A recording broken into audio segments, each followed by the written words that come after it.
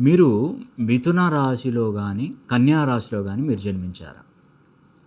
ఈ 2 రాశులలో జన్మిస్తే ఈ నెల 2వ తారీఖు నుండే మీకు మహర్దశ పట్టబోతుంది. పట్టింది ఆల్రెడీ. జూన్ 2వ తారీఖు అయిపోయింది కదా! జూన్ 2వ తారీఖు.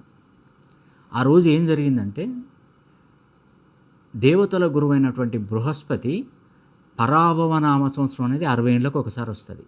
ఈ 60 ఏళ్ళకు ఒకసారి వచ్చేటువంటి పరాభవ నామ సంవత్సరంలో దేవతల గురువైనటువంటి బృహస్పతి, అంటే ఈ సంవత్సరానికి నవనాయకుల ఫలితాలలో చూస్తే రాజుగా వ్యవహరిస్తున్నటువంటి వాడు కూడా దేవతల గురువైనటువంటి బృహస్పతి గురువే. ఆ గురుడు ఉచ్చక్షేత్రమైనటువంటి కర్కాటక రాశిలోకి వచ్చాడు.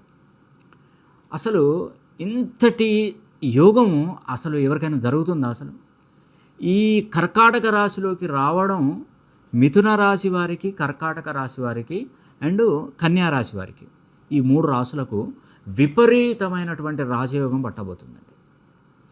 నేను ఒక మాట ఏంటంటే, మనం ఒక విషయం చెప్తాం. ఏం చెప్తామంటే, నేను ఏదైనా చేయాలనుకుంటే చేసి చూపెడతా, ఆ తర్వాత మాట్లాడదాం అంటారు. ఇప్పుడు నేను కూడా అనేది అదే. ఇప్పుడు కర్కాటక రాశి వారికి, మిథున రాశి వారికి, కన్యా రాశి వారికి మంచి జరుగుతుంది అని చెప్తున్నాను. ఎందుకంటే ఒక రాశికో జన్మంలో ఉన్నాడు, కర్కాటకంలో ఉచ్చక్షేత్రంలో ఉన్నాడు. మిథున రాశి వారికి ద్వితీయ స్థానం అయిపోయి 2వ హౌస్లో ఉన్నాడు. కన్యా రాశి వారికి 11th హౌస్ అంటే లాభస్థానంలో ఉన్నాడు. నేను మాటలు చేతలు లేవు, తర్వాత ఒక డైరీ రాసే అలవాటు ఉందా మీకు? ఈ సంవత్సరం రాసి పెట్టుకోండి, పలానా రామకృష్ణ నిహాన్ గారు ఏమన్నారు, ఒక నోట్బుక్లో రాసుకోండి. మీ ఆస్తుల విలువ రాసి పెట్టుకోండి, మీ దగ్గర ఉన్న డబ్బు, బ్యాంక్ బ్యాలెన్స్, రుణాలు ఉంటాయి, రుణాలు అన్నీ రాసి పెట్టుకోండి. సరిగ్గా మళ్ళీ 2027 జూన్ 2వ తారీఖు వరకు ఒక్కసారి ఫోన్ చేయండి. సుమారుగా ₹1 కోటి అనేది సంపాదిస్తారు. ₹1 కోటి పైన సంపాదించకపోతే నేను ఈ శాస్త్రాన్ని వదిలేస్తాను. ముఖ్యంగా కన్యా రాశి, మిథున, కర్కాటక. నేను ఒక విషయం చెప్తున్నాను, ఇవన్నీ బాగానే ఉన్నాయి. ఒకసారి మీ జన్మ కుండలి అంటే గోచారం బాగుంది, గ్రహచారం మీ పుట్టినప్పుడు ఉన్నటువంటి కుండలి ఎలా ఉందంటే 2 బ్యాలెన్స్ అవుతున్నాయా?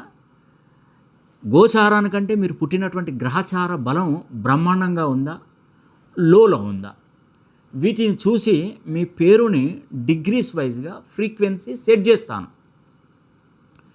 మీరు పుట్టినప్పుడు గ్రహాల స్థితి ఎలా ఉన్నా పర్వాలేదు, సెంటెన్స్ ప్రకారం డిగ్రీస్ ఫ్రీక్వెన్సీని సెట్ చేస్తే అది రోజు ఒక నోట్బుక్లో సంతకమైన రాయడమైనా ప్రాక్టీస్ చేయండి.